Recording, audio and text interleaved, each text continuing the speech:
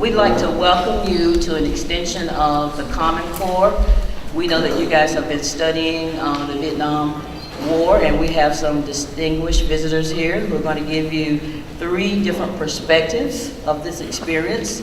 But before we begin, we would like to start with the pledge. And to the republic for which it stands, one nation, under God, indivisible, with liberty and justice for all.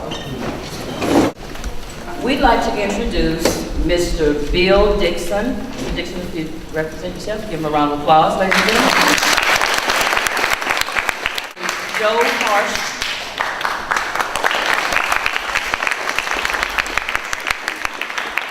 And Mr. Angelo Carmen. The North Carolina Vietnam Veterans Association Incorporated and the Chapter 530 of the VVA, and they will explain that in detail. So gentlemen, we'll turn it over to you. 12 inches of rain in 24 hours is not unusual. Now, I didn't count them, but I was told they have 136 species of snakes. 3 out of the soil you hold, the other 3 kill you when they bite you. Mosquitoes, about the size of hummingbirds. And they had another thing there that really wasn't, I won't say they're not life-threatening. And later on this afternoon, when you go home or whatever, if you feel something kind of on your back, on your leg, it's probably not one of these, so don't even think about it. What I'm talking about is a leech. Oh, they had some nice leeches over there. They like the warm, soft, moist areas of your body. That's the areas between your waist and your knees. And it's not unusual to get 4 or 5 at a time. And you can tell when they had you good because every time your heart beat, the leech would swell up with the blood. Go back down, swell up. And you couldn't pull them off.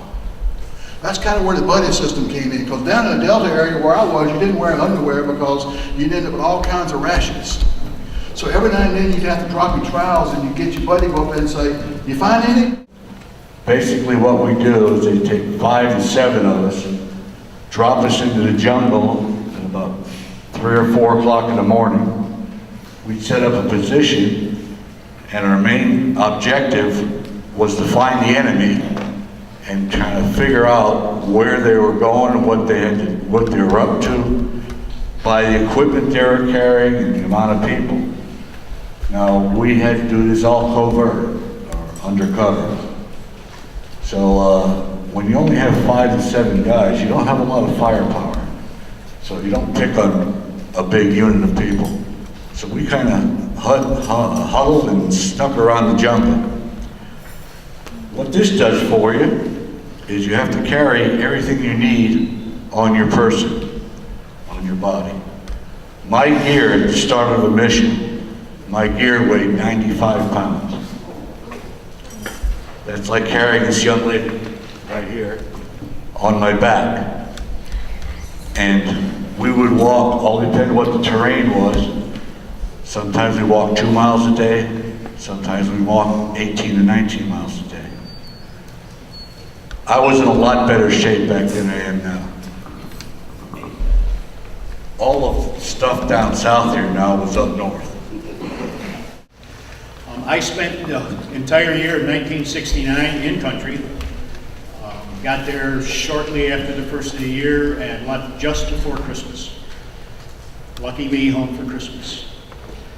The first 6 weeks that I was in Vietnam, I had a duty that I thought was going to be for the year, and it was great duty. I was in the Trang, I was in an air-conditioned office. I had a Jeep pick me up every morning and take me to work, and a Jeep pick me up in the afternoon, take me back to the villa that I was living in. Well, somehow somebody got a hold of my records and found out that I was on a rapid deploy team in Germany. So they decided that it was better for me to be out in the bush, setting up communication systems. So they sent me to Pleiku. From Pleiku, I went to Kon City. Kon City is the capital of Kon Tum province, which is in the Central Highlands. 95% mountains and tropical jungle. We put up communication systems on mountaintops. The systems were line of sight, 30 miles max, so you can get an idea of how many we put up so that we could get communications to go 300 or 400 or 500 miles. We were an 8-man team. We had infantry units with us all the time for our cover and our protection. Our equipment took anywhere from a day to 5 days to set up. How old were you when you first started?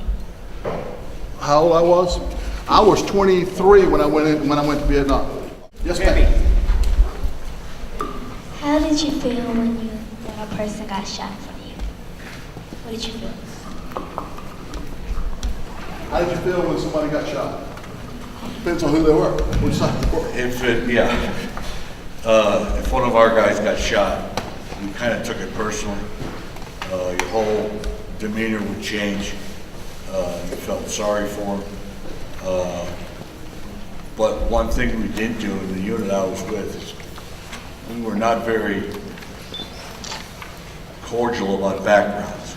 I didn't want to know who your sister was. I didn't want to know who your husband or wife was or anything else, because it was that harder to let go if you were wounded or killed. We take it personally. Everybody would just, the adrenaline would start flowing again. It was hard. Thank you for being a great audience. If you're holding an American flag, and if you're not, make sure you have it in your hands now. And when I ask you to, I would like for everybody to stand. Those holding the flags, I want you to wave them proudly as a show of respect to our guests today, Mr. Bill Dixon, Mr. Joe Harsh, and Mr. Angelo Carmen. So everybody, would you please stand, wave the flags, and give them a big round of applause.